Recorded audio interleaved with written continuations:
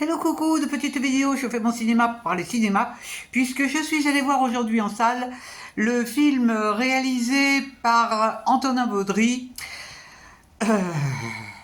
La bataille de Gaulle, l'âge de fer. Premier épisode, parce qu'il va y avoir un autre film. Alors je vous débriefe très vite fait l'histoire si vous ne la connaissez pas.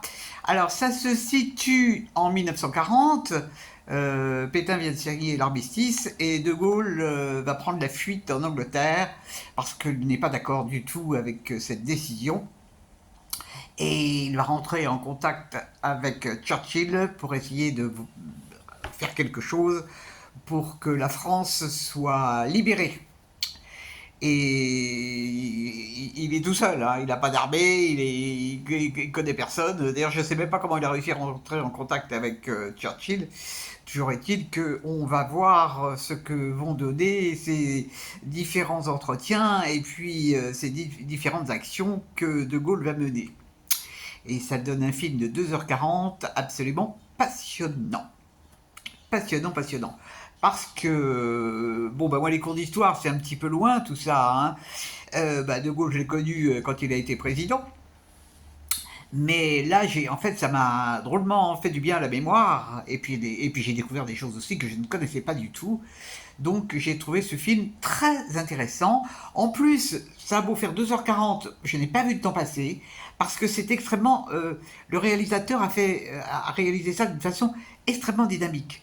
Bon, alors, il y a beaucoup d'entretiens avec Churchill, où il y a un certain humour, et puis on voit aussi des choses qui ont été faites à l'étranger, notamment dans les pays d'Afrique, que ça j'ignorais complètement, mais vraiment j'ai appris beaucoup de choses, et j'aime bien apprendre des choses.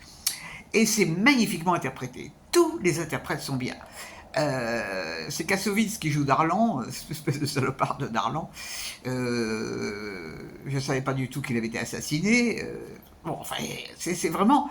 Je suis content de l'avoir vu parce que ça m'a rafraîchi la mémoire. Et vraiment, c'est un film qui mériterait d'être vu dans les lycées. Parce que, parce que ça apprend des choses d'une manière assez ludique quand même. Alors, il n'y a pas trop de scènes de guerre, il y en a quelques-unes. J'imagine que ce film a dû coûter un pognon fou d'ailleurs. Mais vraiment, c'est réalisé d'une façon vraiment dynamique. Et puis, il y a Simon Abkarian qui joue le rôle de De Gaulle. Simon Abkarian, c'est un acteur que j'aime beaucoup, que j'ai vu dans plein d'autres films, qui a joué au théâtre aussi, et qui est remarquable. Il n'en fait pas trop. L'acteur qui joue Churchill est excellent aussi. Il y a des choses drôles dans les traductions, tout ça. Bon, je me suis pas ennuyé. Je me suis pas ennuyé.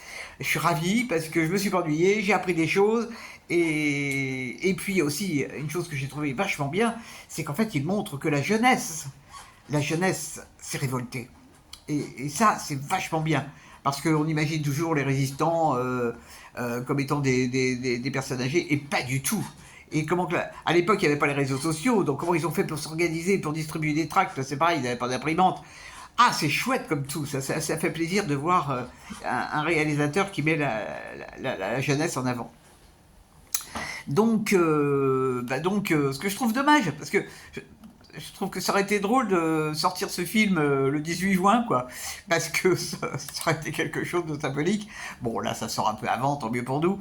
Bon, et puis moi, j'attends le deuxième avec impatience, parce que je ne sais pas de quoi ça va traiter, de la suite, certainement de la suite. Donc, c'est un film que vraiment je suis content d'avoir vu et que je vous recommande si vous aimez un peu l'histoire. Mais c'est vraiment pas, c'est amusant parce que à certains moments, je n'avais même pas l'impression de voir un film historique. J'avais l'impression de voir un film sur un héros qui n'a pas existé, quoi. C'est vraiment... à plusieurs reprises, je me suis dit, mais non, il a existé, il est vrai, quoi. De Gaulle, il a existé, hein, quand même.